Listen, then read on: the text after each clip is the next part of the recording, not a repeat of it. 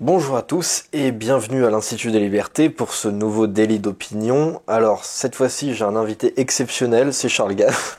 Voilà, vous l'avez jamais vu je pense. Je vous le présente donc. Voilà, c'est un homme d'affaires de droite, bien comme il faut. Et à mon avis vous allez bien l'aimer, je pense, même si vous le connaissez pas encore. Comment ça va Charles d'ailleurs? Ça va pas trop mal, mais je vois que vous voulez ressembler à Edwin Plenel. Là, vous voulez vous rembaucher chez, comment ça s'appelle-t-il, Chez Mediapart, Oui, ouais, ouais. c'est ça, C'est ça, en fait, je tente une infiltration. Ils me connaissent pas encore trop, du donc coup, vous allez faire un coup de trotskiste et c'est aller ça. infiltrer, c'est une bonne idée, mais infiltrer Mediapart, ça sera intéressant. Je tente le coup, je vais essayer Libération après. Mais non, mais sans rire, j'ai déjà testé pas mal de looks entre cheveux courts, cheveux un peu plus longs, barbe de 15 jours, barbe de 3 jours. Poilu, pas poilu, enfin oui, on l'a Enfin vu dans voilà, le... là c'était le seul truc que j'avais pas encore essayé, du coup, voilà, je tente, c'est comme ça. Alors on a quelques infos sympathiques cette semaine. Je vais commencer avec une info un petit peu légère qui m'a fait rire. Donc on avait parlé la semaine dernière du fait que Valérie Pécresse voulait ressortir le Karcher. Hum. Eh bien, la marque Karcher a réagi dans un communiqué en date du 11 janvier. Donc la marque a fait savoir qu'elle ne voulait pas être l'étendard de quelconque formation politique. Donc là, ça m'a fait rire. D'ailleurs, c'est pas la première fois que ça lui arrive. Elle l'avait déjà fait en 2010 parce que on parle habituellement du Karcher qui est, on l'oublie un petit peu parfois, une marque. C'est un peu comme le Frigidaire. On oublie que Oui. Frigidaire c'est une marque Et puis à c'est la peut-être base. que ça les ennuie que les hommes politiques fassent appel à un outil dont ils se servent jamais, quoi. Donc Oui, en plus, c'est peut-être pas bon pour leur vente, j'en sais rien. c'est vrai que c'est pas une association incroyable. Si encore ils s'en servaient, pourquoi pas, ouais.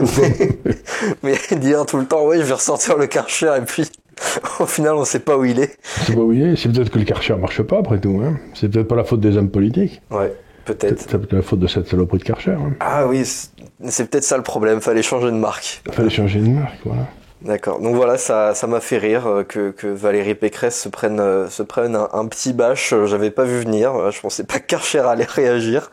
Surtout que c'était un peu étrange en termes de communication parce que il disait juste qu'il voulait qu'on les laisse tranquilles. Moi, je comprends ça très bien. Laissez-moi bien tranquille, j'ai pas besoin de vous pour me vendre mes produits qui sont de bonne qualité. Oui, bah oui, je comprends ça très très bien. Qu'ils aient pas envie d'être traînés sur la scène politique, je comprends ça, quoi. Bon, voilà, c'était la première info qui m'avait fait rire un petit peu cette semaine. Ensuite, on a un autre phénomène politique qui s'appelle Guillaume Pelletier, Ouais. qui a décidé de rejoindre Zemmour. Alors, Guillaume Pelletier, il a une carrière politique un peu bizarre. Il commence à la toute fin des années 90 au Front National de la Jeunesse. Il est alors sous la direction du père de Marion Maréchal. Et son rôle à l'époque, c'est en quelque sorte de ramener un maximum de petits catholiques au Front National de la Jeunesse. Donc avec les enjeux de l'époque, c'est-à-dire le combat contre le Pax, etc. Et il faisait ça d'ailleurs avec comment s'appelle-t-il, avec Nicolas Bay, qui donc aujourd'hui est député européen du Rassemblement national. Donc ils avaient même fait une association de petits cathos tradis, etc. En 99, il y a la scission du Front National, enfin une des scissions du Front National, en l'occurrence celle avec Bruno Maigret. Et là, Pelletier décide de rejoindre Bruno Maigret. Donc là, on voit bien, il est sur une ligne catholique, identitaire, bien comme il faut, etc. En 2001, il décide de rejoindre le Mouvement pour la France comment s'appelle-t-il, de Villiers, de Philippe de Villiers. Mouvement dans lequel il va rester un petit peu plus longtemps, il va même être directeur de campagne pour le référendum de 2005, il va être porte-parole pour la campagne de 2007, enfin voilà, il a vraiment une belle place, et dans ce cadre-là, notamment sous le mandat de Nicolas Sarkozy, il se définit à ce moment-là comme, je cite, républicain, laïque et anticlérical. Donc il est beaucoup plus proche en fait d'une ligne chevènementiste très laïcarde à l'ancienne, XXe siècle. Il est d'ailleurs très critique de Nicolas Sarkozy, il le trouve trop sympa avec les cathos, enfin voilà, Ah bon, il Pelletier... fait une petite crise contre le catholicisme. Oui, Tout à fait. Il rejette tout à coup, c'est rejet de greffe. Et donc il trouve que Sarko est trop sympa avec les catholiques. Alors Pelletier, lui, il veut combattre tous les communautarismes à égalité. Donc là, il se sent plus proche de Manuel Valls que d'un Nicolas Sarkozy, en fait. Et en fait, au final, en 2009, il décide de quand même rejoindre l'UMP. Parce que c'est un peu plus sexy peut-être que Philippe de Villiers à l'époque. Et d'ailleurs, en 2011, il est intégré à une cellule dont le principe est clair, c'est défendre le bilan de Nicolas Sarkozy. Donc juste après l'avoir critiqué, 2 ans plus tard, il se retrouve dans une cellule dirigée par Brice Hortefeux pour défendre Sarko.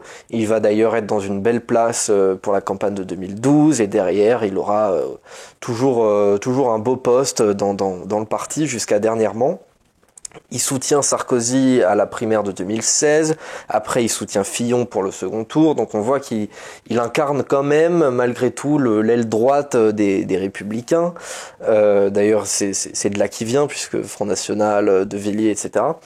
Et dernièrement, en octobre dernier, avec la perspective du congrès des Républicains, il décide en fait de soutenir Xavier Bertrand, donc plutôt l'aile centriste. Donc là on se dit, il continue son chemin, peut-être que l'année prochaine il sera avec Macron. Et au dernier moment, il se ravise à 3 semaines de l'échéance du congrès, il décide de soutenir Ciotti au final. Alors c'est peut-être que juste il n'avait pas eu la place qu'il voulait chez Xavier Bertrand, il décide donc de soutenir Ciotti, il est tout content, et puis au final Ciotti perd, et Pécresse gagne. Et il n'a pas une bonne place chez Pécresse. Et du coup, lors du meeting de Villepinte, de Zemmour, il fait un tweet pour dire mais comment rester insensible au discours d'Éric Zemmour, etc. Et en fait, ce qu'il faut savoir, c'est qu'à ce moment-là, Guillaume Pelletier est vice-président des Républicains, donc numéro 2. Alors, des numéros 2 aux Républicains, il y en a beaucoup, parce que le poste de vice-président, il n'y en a pas qu'un qui l'a. Et du coup, à ce moment-là, il est déchu de son poste de vice-président. À cause de ce tweet ? À cause de ce tweet. Donc il est déchu par Christian Jacob, donc qui est le président du parti. Et donc là, dernièrement, il se retrouve chez Zemmour. Donc qu'est-ce que ça vous inspire, vous, comme parcours politique, ça ? Beaucoup de respect. Beaucoup de respect, parce que c'est difficile. J'ai rencontré quelques hommes politiques dans ma vie. J'ai toujours eu beaucoup de mal avec eux, parce que on a l'impression qu'ils vivent dans une réalité parallèle. Donc ce monde de la politique est un monde assez curieux, où le monde extérieur pénètre assez peu. Et donc c'est un homme qui a parfaitement, apparemment, compris les tenants et les aboutissants de ce monde politique, et qui peut passer d'un à l'autre sans avoir d'état d'âme, quoi. C'est bien. C'est bien. Vous savez, c'est ce que disait Churchill d'un jeune conservateur britannique. Il disait ce jeune homme ne sait rien, il n'apprend rien, il devrait faire une grande carrière en politique, quoi. D'ailleurs, je crois qu'il a aussi toqué à la porte du Rassemblement National, ce jeune Pelletier, pour savoir s'il pouvait... s'il allait pouvoir bouffer par là aussi, donc vraiment pas très inspirant, je trouve, comme parcours. Il est député, je crois que oui, je crois même du coup qu'il était vice-président du groupe LR à l'Assemblée nationale. Donc encore une fois numéro 2, hein, on multiplie. Et donc là, dernièrement, il décide de revenir vers ses amours de jeunesse. Moi, je pense que intrinsèquement, il a toujours été un petit peu zemmourien, même avant Zemmour, et que simplement il a dû la fermer pendant 20 ans pour peut-être en pensant qu'il n'avait pas le droit en politique de penser ce qu'il pense, et aujourd'hui peut-être qu'il se dit enfin j'ai le droit de dire ce que je pense éventuellement. Souhaitons-lui bonne chance. Souhaitons-lui bonne chance. Enfin bon, je trouve que c'est un petit peu dommage quand même, venant d'une formation comme celle-là, qui se veut vraiment contre les petites magouilles politiciennes, d'accueillir à bras ouverts quelqu'un comme Guillaume Pelletier. Je trouve ça un peu dommage. Mais à mon avis, ma théorie, c'est que au début, ils en voulaient pas. Et surtout, peut-être parce que Pelletier était trop exigeant en termes de demande de poste. Et là, avec l'exigence des des parrainages. Je pense qu'ils ont accepté parce qu'ils sont obligés. C'est possible. C'est ma théorie. Ensuite, alors un truc que j'ai vu, un sondage qui est sorti fin décembre que j'avais pas vu passer alors, donc un sondage YouGov pour Moneyvox, je sais pas ce que c'est comme truc, mais voilà, faut le citer. YouGov, c'est un machin anglais, je crois. Ouais, YouGov, oui, c'est un institut de sondage anglais. Donc selon cet institut, 8 Français sur 10 estiment que l'euro a fait baisser le pouvoir d'achat. Est-ce que c'est aussi votre avis? Je pense que oui, vous avez écrit pas mal d'ouvrages pour le Oui, l'euro, ça fait baisser le pouvoir d'achat des Français, bien sûr. Mais là, il faut faire attention, parce que c'est un peu comme pendant la guerre de 14-18. Vous savez, vous aviez les gens qui étaient au front et les gens qui étaient à l'arrière. Hein. Donc, être au front dans le problème économique, c'est dans des entreprises du secteur privé. Donc, comme j'ai expliqué longuement, on en a tout un tas qui ont été détruites par l'euro simplement parce que leur coût était trop élevé. Je te le dis toujours, il y a 70% de fonctionnaires de plus en France qu'en Allemagne pour 10 000 habitants. J'ai rien contre les fonctionnaires, mais en fin de parcours, c'est le secteur privé qui paye les fonctionnaires. Ça veut dire que les sociétés françaises sont moins efficaces que les sociétés allemandes, parce qu'elles ont des coûts moins élevés, puisque les sociétés allemandes n'ont pas à payer ces 70% de fonctionnaires de plus. Et donc, en quelque sorte, le secteur privé en France en a pris plein la tête à cause de l'euro. Mais dans le temps, le secteur public était payé en francs français, alors que dans le fond, le secteur privé, il était payé en Deutschmark, puisqu'ils vendaient au cours du Deutschmark, et quand le franc français baissait, leur marge montait en quelque sorte. Et les fonctionnaires étaient payés en francs français. Donc les fonctionnaires étaient payés en monnaie de change et les entrepreneurs gagnaient bien leur vie. Mais depuis l'euro, il s'est passé l'inverse. Les fonctionnaires sont payés en Deutschmark et les entreprises perdent leur boulot et sont payés, sont obligés de diminuer les salaires et tout. Donc ce qui s'est passé, c'est que l'euro a fait monter de façon considérable le niveau de vie des fonctionnaires et fait baisser de façon considérable le niveau de vie des gens qui étaient au front. Ça veut dire qu'on risque de perdre la guerre, quoi. D'accord. Donc les 20% restants, ça doit être des fonctionnaires. Mais ça doit être qu'ils sont très contents. Ils sont contents. Imaginez, vous êtes un fonctionnaire portugais, d'un seul coup, vous rentrez dans l'euro et vous êtes payé comme un fonctionnaire allemand. Il n'y a pas la productivité au Portugal qu'il y a en Allemagne. Donc en fait, la productivité, le fonctionnaire est payé en fonction de la productivité des gens qui travaillent dans le pays. Dans le secteur privé. J'avais vu une étude il y a quelques années qui disait que les Français avaient perdu en moyenne 14 000 euros, je crois, 14 ou 15 000 euros depuis 2002. Mais depuis c'est pas été perdu pour tout le monde, c'est ce que je veux dire. Ouais. C'est que si vous êtes un fonctionnaire, votre niveau de vie a dû monter, au contraire. D'accord. Et on comprend pourquoi ça a été fait. En fait, l'euro a été fait par des fonctionnaires pour des fonctionnaires.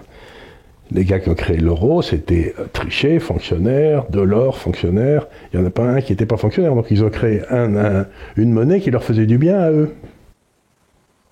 D'accord, très bien. Mais d'ailleurs, justement, en rapport avec ça, le prix de l'électricité risque de s'envoler. Donc là, on prévoit 38 à 40% de hausse au 1er février. Même si d'ailleurs le gouvernement a tenté enfin d'ailleurs il l'a fait, ils ont déboursé 14 milliards pour essayer de négocier avec EDF une hausse maximale de 4%. D'ailleurs, ça faisait partie des engagements du gouvernement pour l'année. Ils avaient promis pas de hausse du prix de l'électricité. Et patatras, ça risque d'arriver très fort. Alors déjà, comment vous expliquez cette hausse du prix de l'électricité? Et je voudrais avoir une petite discussion sur l'inflation, la hausse des prix en général. Alors, j'ai beaucoup écrit là-dessus dans l'Institut des Libertés, donc en particulier sur la politique énergétique. Il faut savoir aujourd'hui que 80% de l'énergie produite dans le monde est d'origine fossile. C'est-à-dire vous brûlez soit du charbon, soit du pétrole, soit du gaz. C'est des trucs fossiles. Bon. Pour des raisons que je n'ai pas jugé, on a décidé que c'était très mal, que ça mettait en danger la déesse Gaïa. Vous savez qu'on allait tous mourir dans des souffrances atroces, qu'il fallait arrêter tout ça. Donc, on a expliqué à Exxon, à Total, à toutes les grandes sociétés pétrolières, qu'ils étaient des ordures finies et qu'on ne voulait plus affaire avoir avec eux, et que d'ailleurs l'Europe, par exemple, ne permettrait plus aux banques européennes de donner des crédits pour développer des ressources fossiles. Donc, on coupe le crédit à toutes les 80% de l'énergie aujourd'hui, je vous le rappelle. Qu'est-ce qui se passe? Les types qui sont pas plus bêtes que mal habillés décident qu'ils vont arrêter de faire des recherches. Donc on cesse de faire des trous pour trouver du pétrole, du gaz, je sais pas quoi. Et on rend l'argent aux actionnaires. C'est-à-dire qu'on leur paye des dividendes, et puis bon. Ce qui fait que les dépenses de recherche pour le pétrole et le gaz dans le monde entier baissent de 50 à 60% depuis 4-5 ans. Et on met à la place des moulins à vent et des miroirs magiques qui sont censés faire de l'électricité, vous savez. Manque de peau, il ne marche pas. Vous savez, s'il n'y a pas de vent, il n'y a pas de soleil, je ne sais pas ce qui se passe, ça ne marche pas. Et donc, comme on sait que ça n'a pas marché, on met à côté de chacun de ces trucs-là une centrale thermique au gaz pour qu'on puisse faire tourner l'électricité. Bon. Mais ce que ça veut dire, c'est que dans le fond, on continue à utiliser de l'énergie fossile alors qu'on cesse d'en produire. Donc, si la demande continue à augmenter et que l'offre commence à baisser, qu'est-ce qui se passe? Du coup, oui, on est obligé de les payer beaucoup plus cher. Ben oui, c'est terrible, mais vous savez, le prix du gaz, finalement, c'est affreux, mais ça veut dire quoi? Ça veut dire que le prix de l'énergie a commencé à passer au travers du toit et va continuer à passer au travers du toit. Mais comme je l'ai expliqué 10 fois aussi ici, l'économie, ça n'est que de l'énergie transformée. Donc ce qui est en train d'arriver à l'électricité, ça arrive déjà ailleurs. Je vous signale par exemple que chez mon boulanger, où j'étais dimanche dernier, je vois une grande affiche sur la caisse comme ça qui explique que malheureusement, compte tenu de la hausse des prix du blé et de la hausse de l'électricité, etc., ils vont être obligés d'augmenter le prix de la baguette de façon considérable. Donc vous allez avoir, si le prix de l'énergie augmente, comme c'est une composante essentielle de tous les produits, ça veut dire que le prix de tous les produits va augmenter à due concurrence de l'électricité ou de l'énergie qui bouffe, quoi. Vous voyez ce que je veux dire? C'est presque... Et donc, comme on ne peut pas avoir une hausse de la productivité énergétique qui compense ça, nos niveaux de vie vont baisser. On va avoir une chute profonde de nos niveaux de vie, qui a bien commencé, et qui touchera, comme toujours, les petites gens en premier. Puisque pour les petites gens, les 3 choses qui comptent, c'est le loyer, la nourriture et l'énergie, c'est-à-dire se promener en voiture, dans sa voiture diesel en fumant une clope, quoi. Et je veux dire, c'était une grosse... Donc le prix des clopes aussi. Le prix des clopes, le prix de la bouffe, parce que la bouffe, aujourd'hui, qu'est-ce que c'est? La bouffe, c'est beaucoup des engrais. Et les engrais, qu'est-ce que c'est? C'est de l'énergie, qu'on le veuille ou non, d'une façon ou d'une autre. Et ainsi de suite. Donc, les crétins qui nous gouvernent ont organisé de toutes pièces une pénurie qui va appauvrir tout le monde, qui n'avait pas lieu d'être. Et ça s'appelle les écolos. Mais est-ce que justement, ça peut être un truc qui peut faire chuter Macron? Parce que là, c'est terrible. Parce que là, après l'épisode où il disait emmerder une certaine partie des Français, j'ai l'impression qu'il descend pas dans les sondages, voire même qu'il est en hausse. Enfin, c'est absolument terrible. J'ai l'impression que rien ne va le perturber, quoi. Donc honnêtement, je crois pas une seconde à ces sondages. Ah oui? Alors pas une seconde. Je suis persuadé, si vous voulez, que comme toutes les maisons de sondage sont détenues par des gens qui détiennent la presse, qui sont les mêmes 5 ou 6, on va essayer de nous faire croire que Macron est sur une espèce d'Olympe où personne ne lui arrive. Mais plus on se rapprochera de l'élection, qui est maintenant dans 3 mois, plus il va falloir que les sondages correspondent à la réalité du sondage. C'est-à-dire qu'on va nous expliquer que Macron est un pas vide jusqu'à 6 semaines ou 2 mois, et là il va commencer à s'écrouler parce qu'ils ne peuvent pas se permettre, si Macron fait 9% au premier tour, ils ne peuvent pas se permettre de l'annoncer à 25%, parce que ça fait vraiment Ouais. Donc ils vont nous annoncer 25 jusqu'au moment où ça deviendra presque dangereux pour leur crédibilité, et à ce moment-là, ça commencera à baisser. Je ne vois pas de baisse de Macron avant la fin février, quoi, c'est ça. Mais à partir de la fin février, il y aura beaucoup moins de sondages d'ailleurs. Bah après, peut-être aussi qu'il est un peu protégé par son statut présidentiel et qu'une fois qu'il sera vraiment en tant que candidat, Vous savez, le statut présidentiel, c'était protecteur à condition qu'on ait un Premier ministre qui fasse office de fusible. C'est ce qu'avait réussi à faire De Gaulle, c'est ce qu'avait réussi à faire Giscard, pas tellement avec Barre, il n'y était pas arrivé, mais c'était ça le rôle de l'idée de la Ve République. C'est le président de la République qui était au-dessus de la mêlée, puis c'était le Premier ministre qui en prenait plein la gueule et qu'on virait aux élections suivantes, quoi. C'était... Là, Castex, comme fusible, il me paraît pas très puissant, quoi. Ouais, c'est pas très... Ouais. C'est pas très... Donc je sais pas trop ce qui va se passer, mais... Bien entendu, d'ailleurs, je ne sais jamais ce qui va se passer, mais... Je trouve que on peut avoir les élections législatives au milieu d'un merdier économique considérable. C'est-à-dire hausse des prix, hausse de l'électricité, il peut se passer plein de trucs. Donc s'imaginer que la vie est un long fleuve tranquille, je crois pas. Ouais. Surtout que c'est quand même ça, malgré tout, qui touche le plus les Français.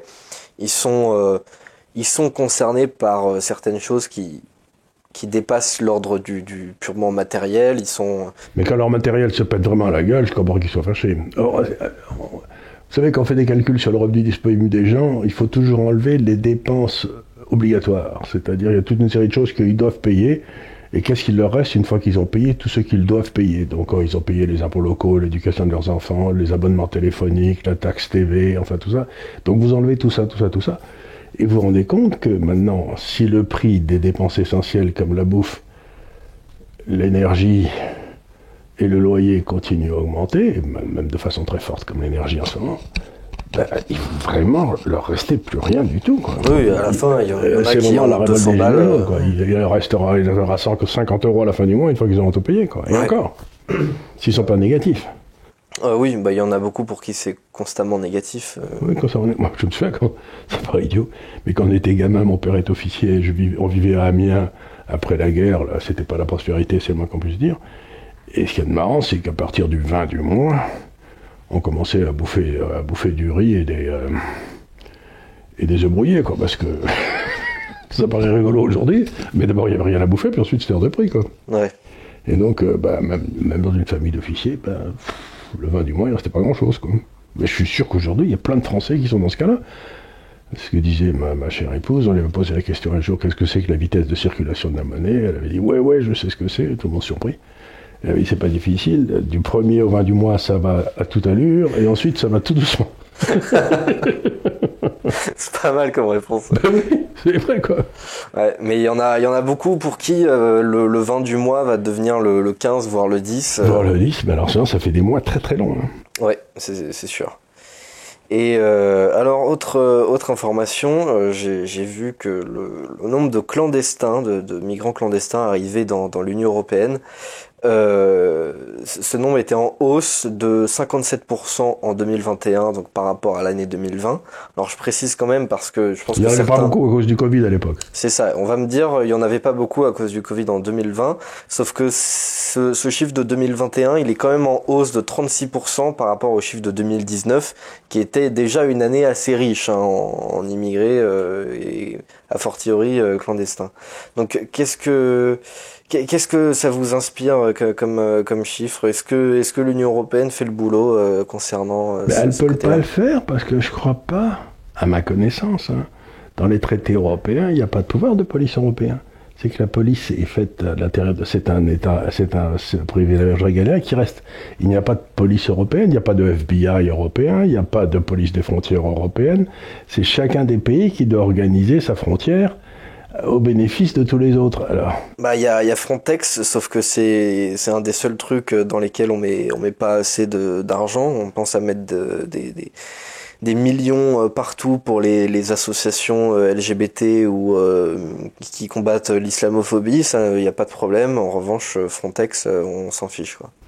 Donc ce qui se passe, et puis alors on pourrait demander l'aide de la population pour aller faire des veilles dans les montagnes ou je sais pas quoi, mais ça a été mal vu. Je crois qu'il y avait des pauvres identitaires qui avaient été faire ça à un moment, et ils ont été dissous alors qu'ils n'avaient rien fait d'illégal. Donc je sais pas ce qu'il faut faire.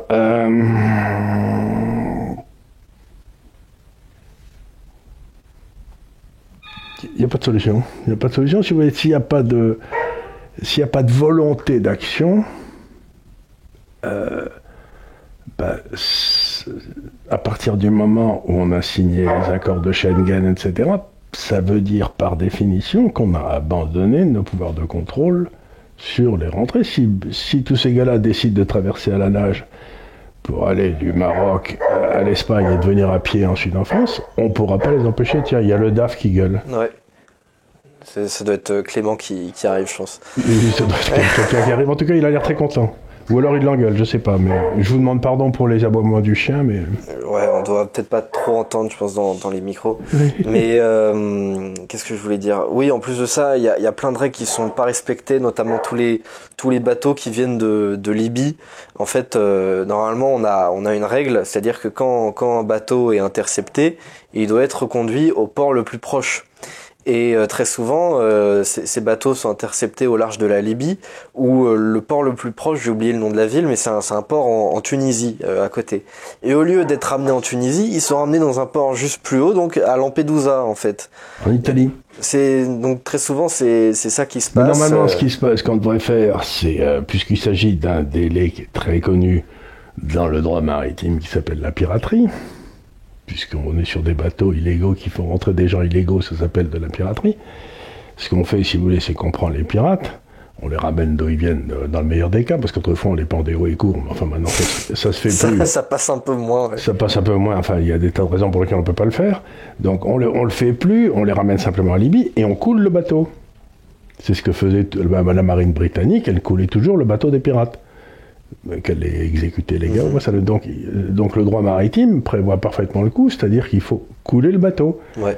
Et à ce moment-là, vous verrez que ça s'arrêtera très très vite. Ouais, sauf que là, on met beaucoup plus de moyens en fait à financer les ONG qui arrivent avec des beaux bateaux. Parfois, ils arrivent avec des yachts, des trucs. Mais ce qu'il faut, si vous voulez, c'est rendre responsables juridiquement les directeurs, les patrons de ces ONG, les patrons des bateaux. Et à ce moment-là, si vous voulez, je sais qu'il n'y a pas assez de place en prison en France, mais on pourrait peut-être en trouver une ou deux, quoi. Oui, ou alors on fait des prisons européennes. Alors ce qu'il y a de plus amusant, enfin amusant, tout ça n'est pas amusant, c'est assez tragique. Mais ce qui se passe, c'est qu'en même temps, on a un gros problème avec l'Angleterre, parce que le jeu, comme on n'aime plus les Anglais depuis qu'ils ont quitté l'Europe, vous savez, ils sont pas des bons Européens. Ce qui se passe, c'est qu'on essaye de faire venir des immigrés en France, et ensuite, on essaye, pour emmerder les Anglais, de les faire passer le plus vite possible en Angleterre. Ce qui agace beaucoup les Anglais, mais eux, ils ne savent pas trop quoi faire, parce que c'est des Français, c'est des bateaux français. Donc en Angleterre, ils ont un gros problème de contrôle de leur immigration, parce que c'est la France, littéralement, qui organise le passage de ces gars-là. Ouais. Et donc, toutes ces histoires d'immigration, c'est pas complètement innocent. Parfois, on les fait venir simplement parce que ça emmerde des Anglais, ou ça fait braire les Italiens. Vous voyez ce que je veux dire? C'est qu'il y a aussi des vieux ressentis qui ressortent là, qui sont pas toujours bien jolis quand même. Ouais, moi je trouve ça vraiment dégueulasse, parce que vraiment c'est un des seuls sujets où on n'est pas, où les États font même pas semblant d'être solidaires entre eux. Je vous signale quand même chose, depuis que l'administration démocrate est arrivée aux États-Unis, avec Biden, la frontière du Sud, elle est complètement ouverte. Donc il y a plus de 2 millions de gars qui sont arrivés de partout dans le monde, qui sont passés par le Mexique, et qui sont rentrés aux États-Unis. Donc c'est pour ça d'ailleurs que le gouverneur du Texas fait construire lui-même le mur à la frontière. Et donc voilà, ça me saoule, cette question de Frontex. C'est-à-dire parce que c'est extraordinaire qu'on n'arrive pas... Ce qui est amusant, c'est que si vous lisez un livre de Sauvy, donc vous savez que c'est un de mes grands hommes, mais qui a été publié dans la fin des années 80 ou au début des années 90, qui s'appelait, je crois, L'Europe submergée, ou un nom comme ça. Il expliquait très bien, compte tenu des tendances démographiques qu'il y avait en Afrique et qu'il y avait en Europe, vers 2020, il y aurait une arrivée massive il donnait l'année 2020, massive d'immigrés de l'Afrique, etc., vers l'Europe. et qu'il fallait tout prévoir à l'avance, essayer de les maintenir là-bas, essayer de faire des investissements long terme là-bas pour qu'ils puissent, des infrastructures pour qu'ils puissent rester et travailler au pays en quelque sorte. Et rien, on n'a rien fait du tout, alors que Sauvy nous annonçait 30 ans à l'avance ce qui allait se passer. Donc c'est pas comme si les hommes de politique n'étaient pas prévenus, c'est comme l'énergie si vous voulez. C'est-à-dire vous avez des espèces de phénomènes à long terme qui sont complètement visibles et qu'on choisit de mettre sous le tapis le plus longtemps possible pour que ce ne soit pas soi qui prenne la décision. C'est stupéfiant. Ouais, mais c'est vraiment débile parce que l'Union européenne, je pense, souffre à long terme du fait qu'on ne se sente peut-être pas européen, qu'on se sente de chez soi, de sa région, de son patelin, de son pays, qu'on se sente peut-être pas européen. Et je trouve qu'un bon moyen de créer un sentiment d'européanité, c'est peut-être de demander aux jeunes européens de faire un petit service militaire pour Frontex. Voilà, ça fait des moyens. La condition qu'on leur donne les moyens, c'est pas pour servir de garde d'enfants. Ah oui, aux immigrés qui arriveraient. Non, c'est qu'il faut. C'est que ce qu'il faut, c'est comme toujours que le front soit loin. C'est-à-dire qu'il faut que les bateaux des marines françaises et italiennes soient littéralement à la sortie des eaux territoriales libyennes pour accompagner les bateaux en Libye tout de suite. Quoi. Ouais. Et d'ailleurs, il y a aussi d'autres fronts parce que j'ai vu que c'était environ un tiers des clandestins qui passaient donc par la Méditerranée, donc c'est déjà énorme. Et donc là, il y avait aussi, il y en a plein qui arrivent aussi par l'Europe de l'Est, la Turquie, derrière la Grèce, voilà, etc. Il y avait l'histoire avec la Biélorussie et la frontière polonaise.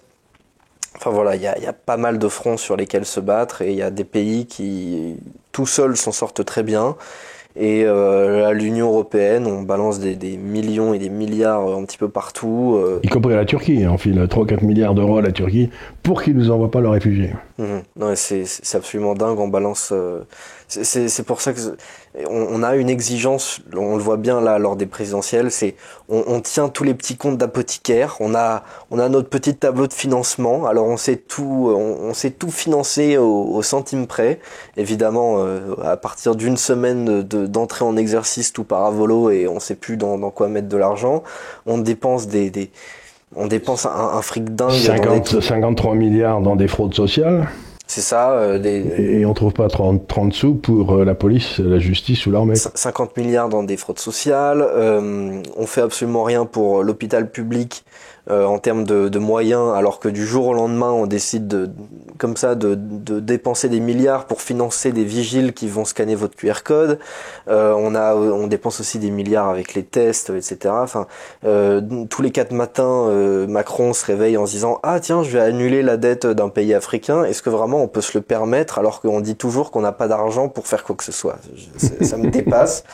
Donc voilà, petit coup de gueule de la fin de l'émission au passage. Mais, vous savez, tout avait été dit par ce brave Hollande quand quelqu'un gueulait comme vous, là, il avait dit, mais ça ne coûte rien à personne puisque c'est l'État qui paye. C'est formidable. Oui, c'est terrible. Mais il l'avait dit, si je ne l'ai pas inventé. Ah, c'est terrible. Ça ne coûte rien à personne puisque c'est l'État qui paye. Ben oui. Donc, il y a donc une espèce de... qu'est-ce que vous avez rigolé, quoi, Il avait fait quoi? HEC, Sciences Po, l'ENA? Il avait fait Sciences Po et l'ENA. Je ne sais pas s'il avait fait HEC, oui, Sciences Po et l'ENA. Mais d'ailleurs, il était sorti en bonne ordre puisqu'il aurait pu sortir dans l'inspection des finances, mais il est sorti dans le Conseil d'État parce qu'il était trop flemmard. Il laissait la place à son copain qui était Sapin pour être, vous savez, le fameux Sapin qui sentait le sapin, là, pour l'euro, là, c'était... Je vois, ouais, le vieux chauve, là. Le vieux chauve, et c'était... et le slogan de Hollande pour les élections, c'était toujours « Pour avoir un pays plat, votez Hollande », quoi. D'accord. ça marche peut-être pour le pays, ça marche pas pour le ventre. Non, pas pour lui, en tout cas. Bon, écoutez, on termine cette émission. J'ai pas trop d'autres informations. J'ai pas grand-chose d'autre à dire. En plus, on est sur plus d'une demi-heure de tournage, donc c'est pas mal. C'est bien. Donc, C'est fou comme ça passe vite. Bah oui, ça passe très vite. Peut-être pas les gens qui le regardent d'ailleurs. Oui, ils peuvent mettre leur avis là-dessus dans les commentaires. Donc je vous enjoins comme d'habitude à vous abonner, à aimer la vidéo avec le pouce, à nous suivre aussi sur Twitter, sur Instagram, etc.